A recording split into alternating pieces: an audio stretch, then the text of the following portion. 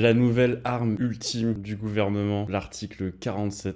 Les amis, c'est terminé. La réforme n'a pas été votée, mais après avoir écouté cette vidéo, vous aurez compris que le gouvernement a déjà tout prévu pour mettre en place cette réforme des retraites. L'article 47.1 de la Constitution, cet article, il s'intègre dans le cas d'une nouvelle loi qui concerne la sécurité sociale, et c'est bien ce qu'a fait le gouvernement en intégrant la réforme des retraites au sein du plan de finances rectificatif. Ça leur permet d'utiliser le 49.3 autant qu'ils le souhaitent. Le 49.3, lorsqu'il s'agit d'un texte financier, on peut l'utiliser autant qu'on veut, alors que quand c'est un texte classique, on l'utilise qu'une seule fois par session. Et c'est là vous allez me dire, bah alors pourquoi est-ce qu'ils n'utilisent pas l'article 49.3 pour passer en force et pour valider la réforme des retraites? Parce qu'ils sont malins. Parce que l'article 49.3 c'est quand même pas très populaire. Alors ils essayent d'utiliser des stratégies un peu détournées. L'article 47.1 il consiste en quoi? Il consiste à tout simplement, au bout de 20 jours de débat à l'Assemblée nationale, de faire passer le texte au Sénat, puis une fois validé au Sénat, de le renvoyer à l'Assemblée, et si au bout de 50 jours le texte n'est pas validé, alors il est automatiquement appliqué dans sa forme originelle et il peut être mis en place à travers une ordonnance. Première option, le gouvernement n'arrive pas à obtenir de majorité, n'arrive pas à faire valider son texte dans aucune des chambres et donc décide de passer en force. 49.3. Deuxième option, le gouvernement n'arrive pas à obtenir de majorité,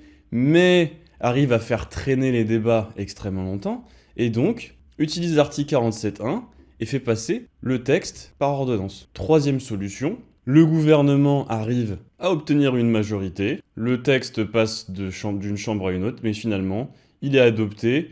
Notamment, on sait que les républicains ont déjà commencé à montrer de certaines affinités avec la proposition du gouvernement.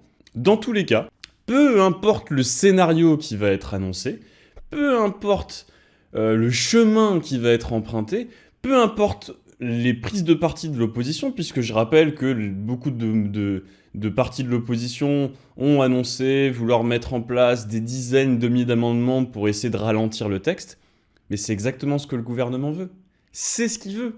Puisque avec l'article 47.1, ils vont pouvoir utiliser le temps à leur avantage. Déjà, ils réduisent les temps de débat, mais en plus de ça, à partir du moment où le débat dure trop longtemps, il sera d'office adopté.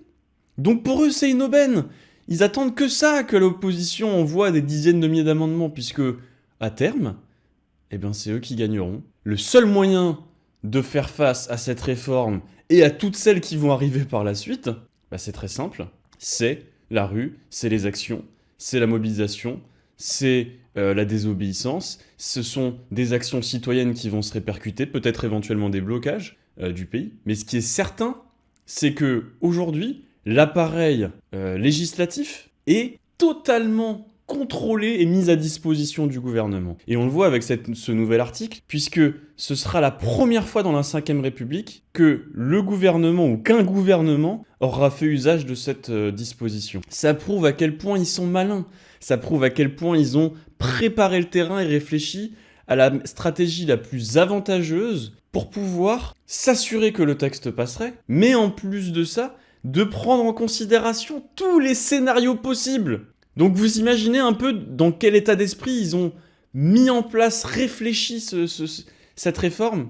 Peu importe les obstacles en face de nous, on passera. Soyez sûrs que cette réforme, si les gens ne se mobilisent pas, elle passera. Puisque au niveau législatif, rien ne pourra l'empêcher. Absolument rien.